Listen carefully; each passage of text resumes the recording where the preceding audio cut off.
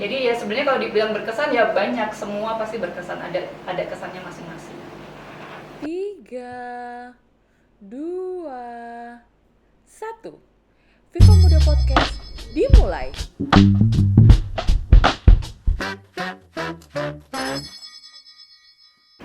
Halo Viva Muda semua, hari ini aku Nadia Wulan akan bikin podcast perdana Viva Muda. Sama siapa bidang tamunya? Ntar ya, ikutin terus ya.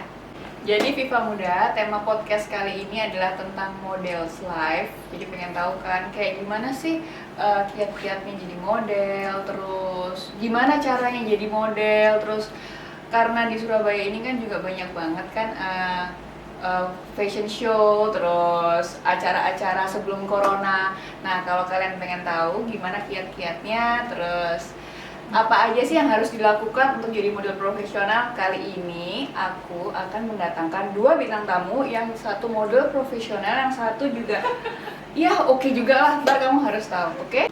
Oke, sekarang aku perkenalkan bintang tamu kita, ada dua ya. Yang pertama adalah Mbak Irin. Hai, kenalkan Mbak Irin itu siapa? Oke, halo, aku Irin, model udah dari tahun 2013. Oke, 2012 sama 2020 berapa lama tuh? Kok 2013 sih? Salah. 2004, 2003, sorry, 2003. Lebih lama lagi ya. Terus sebelahnya Mbak Irin adalah? Halo, saya Mimin. Kebetulan memang selalu mengurusi model-model baik di Jakarta dan beberapa kota-kota besar lainnya. Terjun ke sini mungkin udah dari tahun 99. Oh, wow. Jadi mungkin lebih tua banget. lagi. Lebih apa sih itu namanya? Lebih lama lagi. Oke, aku mau tanya ke Mbak Irin dulu ya. Yes. Mulai terjun di bidang modeling, kapan dan gimana sih tiba-tiba kok pengen aja jadi model? Pertama kali sekitar tahun 2002, 2003, aku juga lupa ya, udah lama. Waktu itu masih kuliah, awalnya nggak sengaja, lagi jalan di mall, terus waktu itu ada salah satu agensi di Surabaya yang ngajakin buat jadi model. Oh gitu, jadi secara nggak sengaja aja gitu? Nggak sengaja, jadi nggak pernah ada keinginan buat jadi, ada sih dulu waktu masih kecil, tapi mulainya secara nggak sengaja. Oh gitu. Dari situ, habis itu pernah menang lomba juara 1, akhirnya dari situ udah terus jalan banyak job dan akhirnya keterusan kesenangan. Yes. Gitu, jadi hobi dan ya lumayan inilah menyenangkan. Hobi yang menghasilkan, hobi yang menghasilkan. Terus selama ini kan udah lama banget jadi model. Momen yang paling berkesan, terus yang terus keinget gitu sampai sekarang tuh apa jadi model? Momen yang paling berkesan atau show yang paling berkesan nih? Momen show lah, boleh terserah. Aku kayaknya secara general aja ya. Yang pastinya yang berkesan itu adalah ketemu banyak orang baru, ketemu desainer yang selama ini kita cuma bisa lihat di majalah dan bisa interaksi langsung, nggak cuma sekedar pakai bajunya ya, interaksi langsung, ngomong langsung, dia megang kita, itu rasanya udah seneng banget. Karena selama ini kita ngeliatnya tuh di majalah-majalah fashion yang nggak pernah kepikiran bakal ketemu.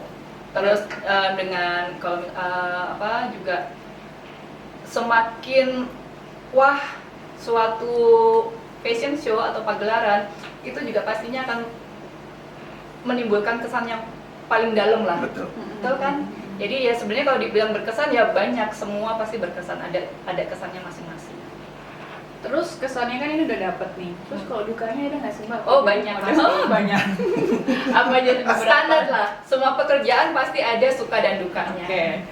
Kalau dukanya mungkin selama ini orang lihat show kita cuma sekedar jalan, berapa menit beres, kelar, bayaran ya kan ya. Padahal enggak, prosesnya sangat panjang dan sangat lama. Di dalam. Sebelumnya masih kita ada fitting juga nggak sekali des jadi enggak. Harus ada berapa kali nggak cocok, ganti gini itu. Nanti waktu hari H kita ada namanya gladi resik. Gladi resik juga nggak langsung jadi juga enggak, diulang-ulang. Nanti belum lagi nunggunya. Nah, ini cobaannya paling berat. Makeup dan hairdo ya boleh lah ya, masih oke. Tapi adalah yang paling berat adalah proses menunggu. Itu lama ya. Lama banget, kita bisa kumpul jam 6 pagi, nanti baru acaranya jam 7 malam. Disitulah kesabaran kita diuji. Betul kan Kak Mimin? Betul. Nah, buat teman Viva muda yang bilang kalau model gampang, cuman jalan doang, hai, itu ternyata susah sekali Viva muda. Dibilang susah ya enggak, dibilang gampang ya enggak. Jadi mungkin semuanya dari proses kali Iya, ya. benar-benar proses. Butuh kesabaran. Iya, Butuh kesabaran. Bukan yang cuma dilihat kayak orang cuma jadi model, Betul. cuma gitu doang. Mungkin aku tambahin sedikit. Biasanya kan orang cuma lihat model. Apa sih model? Cuma datang, lenggak-lenggok, senyum kiri, senyum kanan, pulang. Padahal betul.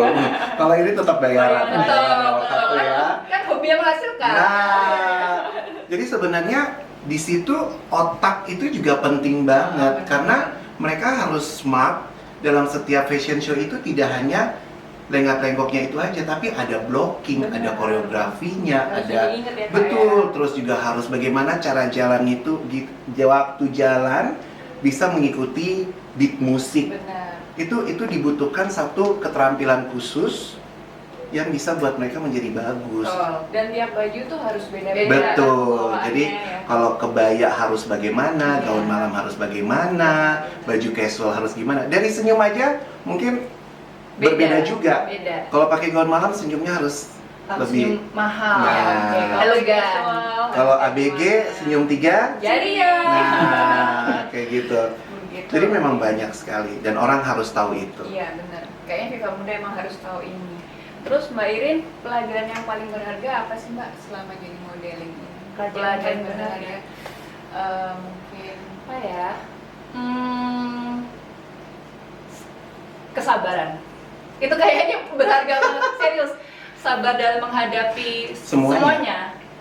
Karena kan untuk satu pagelaran pun kita interaksinya dengan banyak orang. Sesama model, koreo, desainer, make up, hairdo banyak banget. Termasuk juga sama orang-orang yang ada di backstage, termasuk juga sama fotografer. Semuanya itu kita pasti berinteraksi. Karena kalau pagelaran nggak mungkin itu dari satu orang, dari Betul. satu sisi enggak. Jadi kadang-kadang orang tuh ada yang bisa sekali klik-klik gitu ya. ada juga yang susah. Di situ kita merasa, aku sendiri merasa kita tuh harus sabar. Baik dalam soal waktu yang nunggu, baik untuk interaksi sama orang, karena kan ketemu banyak orang Karakter tuh orang beda-beda gitu. Ada yang bisa langsung, ada yang enggak. Jadi kita juga nggak bisa langsung yang emosi kita gimana. Ada yang ya, kalau aku sih pelajarannya itu ya, semakin hari semakin lama aku jadi bisa semakin sabar. Mungkin dulu pertama-tama kaget, JR malam misalnya ya, sampai jam berapa kaget, aduh kok nggak selesai, aduh gini saya pengen malam. Tapi semakin hari semakin oke, ya udah, seperti itu. Jadi udah berapa lama ya kira-kira Mbak Irin jadi model? Nggak tahu nih, belasan ya? 15 tahun lebih berarti ya, dari tahun 2003. Untuk Viva muda yang ngelihat kalau model tuh kan kemana-mana dia harus stand out dari Wow. atas sampai bawah dengan perlengkapan tas apalah itu. Menurut Mbak Irin gimana? Emang model tuh harus stand out atau emang itu cuman pekerjaan yang ada di stage dan di luar ya aku ya sebagai Irin aja gitu. Oke. Gitu. Sebenarnya kalau soal penampilan itu nggak cuma model. Kalau menurut aku ya, semua orang. Karena kalau aku selalu yang ada di pikiranku adalah setiap keluar rumah aku selalu menanamkan kita nggak pernah tahu bakal ketemu siapa. Oke. Jadi aku pengennya selalu dalam keadaan oke. Seperti hari ini ya. Betul. Kan nggak ngerti ya Gak Bu. tahu nih tahu-tahu dor gitu kan. Aku selalu pikiranku tuh selalu seperti itu gitu. Apapun yang terjadi kita harus dalam keadaan siap. Luar dalam. Luar dalam Batin, ya, batin. batin. Harus siap ketemu siapapun. Ini nggak cuma dalam model aja ya. Menurutku sih semuanya. Karena kita nggak pernah tahu bakal ketemu siapa. Karena kita nggak tahu dari suatu pertemuan itu bisa mendapatkan suatu kerjaan mungkin, Ya. suatu relasi baru mungkin itu bisa. Tapi memang balik lagi kayak tadi, kalau aku di luar dunia model, aku adalah seorang ibu rumah tangga, seorang istri, seorang ibu. Jadi memang aku ini aku ya, aku ini berbicara tentang aku, jadi aku pun berpenampilannya juga yang kira-kira pas buat aku, yang nyaman buat aku, yang bisa anakku ngelihat itu nggak bikin malu anakku, misalnya kayak gitu, istilah kasarnya ya. Yang paling Tapi terdekat tetap aja. menunjukkan kalau Irin ini seorang Model. Tapi yang nggak segimana Betul. Nggak perlu aku misalnya misalnya di stage bajuku aku bisa pakai baju yang mini, bisa pakai yang potongannya rendah gini gitu, tapi bukan berarti pada saat aku kehidupan sehari-hari aku seperti itu, enggak. Jadi itu cuma istilahnya benar-benar pure profesional sebagai pekerjaanku, dan kehidupan sehari-hariku styleku seperti ini kayak gitu. Sesuai dengan porsinya aja. Betul, ini sesuai dengan porsi umur ya. ya. Kalau yang ini kan aku udah tanya dengan Mbak Irin, model profesional di Surabaya. Sekarang giliran mau tanya sama Kak Mimin. Aduh. Ini yang Yes. kita tunggu juga. Yes. Kak Mimin udah lama kan ada di bidang ini. Lumayan kan. Lumayan. Jadi selama ini Kak Mimin untuk mencari model itu yang dicari seperti apa sih Kak? Atau harus cantik Kak, putih, atau muka kayak gimana? Atau kayak gimana Oke. kriterianya itu seperti apa? Makanya harus gitu. gimana Kak? Iya. Jadi sebenarnya semua relatif. Oke. Cuma memang kalau kita di dunia fashion, terutama catwalk, pertama kali yang kita butuhkan memang adalah tinggi badan. Oke. Gitu. Jadi tetapi bukan menutup kemungkinan buat yang tinggi badannya kurang itu tidak bisa menjadi seorang model. Iya. Tetapi memang dari tahun ke tahun itu standarisasinya memang terus bertambah. Jadi mungkin kalau di tahun, saya kan mulainya di 99 ya, itu mungkin di tinggi 167 itu masih bisa ya. Lama-lama tambah jadi 170, 172, 175. Sekarang 177, sekarang banyak saya 180, bahkan 182. Itu perempuan. Belum ditambah lagi nanti kalau pakai heels 12 cm berarti dia udah 192. Dikit lagi dia hampir 2 meter. Kalau yang cowok juga memang harus lebih tinggi karena kalau cowok itu tidak bisa dibantu dengan heels. Ya kan? Betapa lucunya kalau couple ceweknya jauh lebih tinggi daripada cowok. Nah, makanya setiap tahun juga perkembangannya juga terus semakin tinggi. Model cowok rata-rata sekarang 185 ya. Kurang-kurang lebih 185. Generasi baru. Nah, kalau saya mencari yang seperti gimana, mungkin kata kuncinya cuma satu, attitude. Oh iya.